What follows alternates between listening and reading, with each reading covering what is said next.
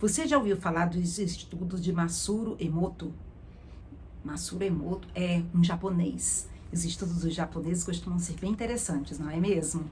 Eu sou a Adriana do canal Reflexões de uma Mensageira e estou aqui para motivar você a verificar o que você está fazendo na sua vida para que você consiga passar para um novo patamar, para que você consiga realmente viver uma vida mais plena, mais feliz, mais alegre, mais livre. O que você acha disso? Vamos lá. O estudo de Masaru, ele fez o estudo com a água e ele também fez o estudo com arroz. Eu vou falar da água primeiro, depois eu vou falar do arroz. Com a água, ele congelou a água e ele deixou os cristais de água envolvido. Ele fez 3 potinhos. Ele deixou envolvido com palavras de amor, de gratidão. Um segundo pote, ele deixou sem palavras, com total indiferença. E no terceiro pote, ele deixou com palavras de ódio, de ira, de raiva, e era dito para esses 3 potinhos, ele exatamente, para poder ficar seguindo o estudo, ele dizia palavras sempre de amor para o mesmo potinho, ele era indiferente a um segundo potinho, e ele dizia palavras de ira, de ódio, de raiva, ódio, mágoa, aquelas coisas todas, para um terceiro potinho. E ele ia fotografando isso daí. E ele passou um período fazendo isso, e as fotografias desse estudo foram depois publicadas. Ele, inclusive, era um escritor japonês, morreu recentemente. E aí, nessas fotografias, as da água, né, na verdade a água congelada, né, do gelo, que tinham palavras de amor, que tinham palavras de gratidão, de carinho, de apreço, elas formavam cristais muito bonitos, bem elaborados, sintonizados. Inclusive ele deixava com música clássica, umas músicas mais bacanas, né, músicas interessantes, né, suaves. Então eles ficaram muito mais bonitos com essas fotografias que ele tirou. Os cristais da água que tinham indiferença, eles ficaram ali meio que congelados, sem graça. E os cristais do potinho, onde tinha água congelada, com as palavras de rancor, ódio, inveja, maledicências, né, coisas negativas, eles ficaram desestruturados, deformados, ficaram assim, desarmoniosos, né, eles ficaram assim com estruturas feias. Isso daí, quando ele apresentou esse estudo, ele quis dizer que a gente utilizando palavras agradáveis é muito melhor do que usando palavras destrutivas. Ele foi um pouco além da água e ele resolveu fazer um segundo estudo com o arroz cozido. Ele fez a mesma coisa, cozinhou o arroz e separou em 3 potes. Em um dos potes ele colocou palavras de amor, de gratidão, de elogio, de apreço. Num segundo pote ele colocou palavras, foi indiferente nesse segundo pote. E no terceiro pote, novamente, ele fez palavras de rancor, de ódio, de raiva, e ele passou um período fazendo a mesma coisa com os 3 potinhos. Ele utilizou isso de deixar o rótulo para não confundir quais eram os potes, obviamente, né? E aí ele sempre reforçava amor, gratidão, apreço, elogios para aquele pote primeiro, indiferença para o segundo pote e raiva, rancor, ódio para um terceiro pote. O que aconteceu com o arroz? O primeiro arroz, ele durou um período imenso, muito maior que todos os outros, ficando sempre com um cheiro agradável, e ele continuava com a mesma cor, com o mesmo formato. O pote que tinha indiferença, ele ficou rapidamente, ele ficou sem graça, foi perdendo ali a viscosidade, né? E o terceiro pote começou a ficar cabeludo, começou a apresentar muito mais bolor, com muito mais rapidez. Ele começou a apresentar todas as características de putrefação, ficou inclusive com um aroma desagradável, né? E aí o que ele quis dizer com isso? Apresentou isso para as pessoas e quis dizer a mesma coisa que ele fez com a água, né? Que quando faz palavras de elogio, gratidão, ou palavras de negação, palavras de tristeza, de ódio, rancor e mágoa, os alimentos, a água ou qualquer ser, qualquer objeto, ele sente aquela vibração. Bom, vamos passar para os estudos, né, os pesquisadores, o que eles dizem. Eles dizem que eles não acreditam em nada disso, que isso daí tudo é balela, que não foi feita uma pesquisa realmente científica, que eles não contam isso como realidade, que isso daí não foi feito acompanhado, então não tem como comprovar e tudo mais. Mas eu queria te perguntar, como você se sente quando alguém fica lhe xingando, falando que não gosta de você, lhe diminuindo, só trazendo palavras de rancor, de mágoa, de ódio? Como você se sente? Será que não é diferente com todas as outras coisas? Será que a gente é diferente, que os objetos são diferentes? Porque a gente sente realmente um peso imenso.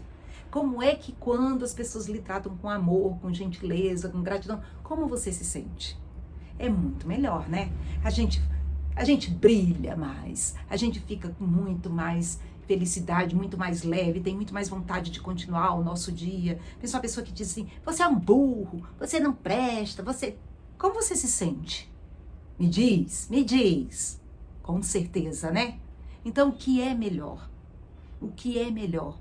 Se foi mostrado, experimenta fazer na sua casa.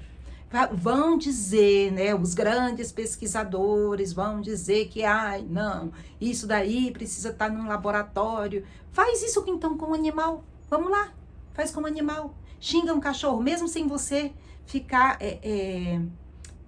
falando com grosseria com ele. Vai, começa, para ver se ele também não se sente assim. Se ele não te responde, rosnando. As pessoas pensam que as coisas não são tudo energia, não está tudo conectada. Mas vamos falar sério?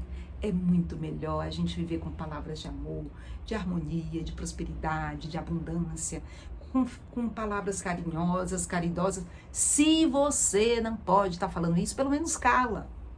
E se for pensar besteira, corta. Já pensa assim, ai Senhor, tira isso da minha mente. Pai, livra-me desses pensamentos, mais ou menos. Vai usando no seu dia a dia palavras gratas, palavras acolhedoras, palavras de amor, palavras de positivas, palavras de abundância, de prosperidade. Aproveita enquanto você está aqui para viver uma vida boa, para fazer com que a vida das pessoas à sua volta também seja boa. É fácil? Claro que não. Se fosse fácil, a gente já não tinha mais guerra nesse planeta, não é verdade? Se fosse fácil, não estava cheio de família brigado. Que a gente sabe, né?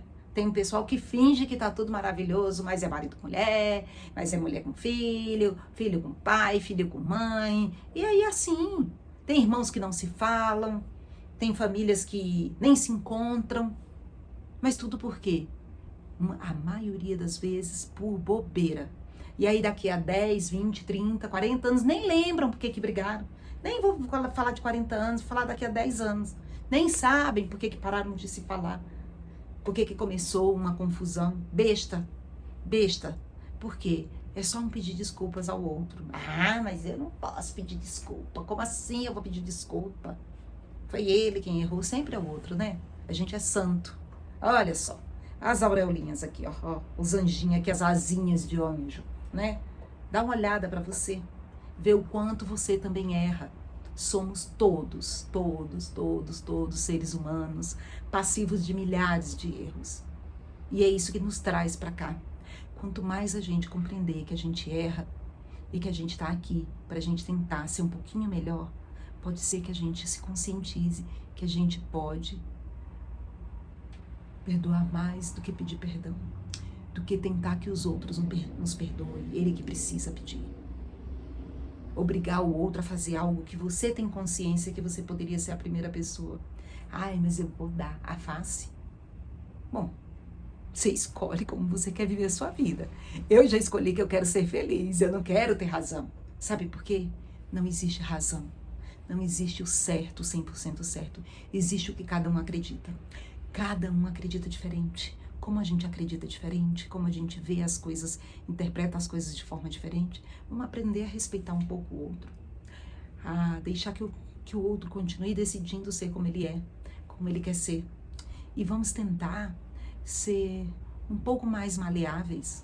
Mas eu não quero ser maleável. Tá bom, não precisa ser maleável. Só então aceita que o outro é como ele é e tudo bem. Escuta o que ele tem para dizer e diz, ok, tudo bem. Você acredita assim, eu acredito assim, e tudo bem, a gente vai continuar sendo amigo, a gente vai continuar sendo irmão, ou a gente vai continuar sendo colega. Só sendo colega não precisa vir na minha casa, nem eu na sua, cada qual fica na sua, tudo bem. Mas vamos aprender a aumentar o respeito. A gente aumentando o respeito, a gente já diminui um montão de problemas. Pode ser que a gente não consiga amar e ficar de abracinho e de beijinho verdadeiro com algumas pessoas. Mas se a gente respeita e a gente aceita que ela seja como ela é, ok, tudo bem. Vamos deixar que ela siga a vida como ela quer, a gente segue a nossa como a gente quer. E a gente vive num mundo um pouco melhor do que o que a gente estava vivendo antes. O que você acha? Né? E aí pode ser que a gente consiga um pouquinho mais para frente compreender algo do outro. E não tem problema nenhum a gente não mudar de opinião. Afinal de contas, a gente continua aqui para estar se respeitando, não é mesmo? Eu quero perguntar para você, e aí? Como você prefere ser tratado? Com amor, com respeito? Ou com rancor, com ódio, com indiferença? Eu faço as minhas escolhas. Eu prefiro ser feliz. Não há necessidade de saber de tudo. Eu espero que isso tenha feito alguma diferença na sua vida, que você conheça alguém que pode ser interessante ouvir. Se quiser, caminha para ele, para ela. Pode ser que faça diferença na vida de vocês, quem sabe, né? Faz o teu comentário, dá o teu like, segue o canal. E eu tô aqui para continuar fazendo provocações, fazendo motivações para que você encontre alguma coisa de diferente para você fazer a diferença na sua vida. Procura aí sobre o estudo do Masaru Emoto. Vê o que ele dizia. Desejo a você muita paz, saúde, chuva de bênçãos para você e para sua família. Gratidão infinita por estar aqui até esse momento e até amanhã. Namastê.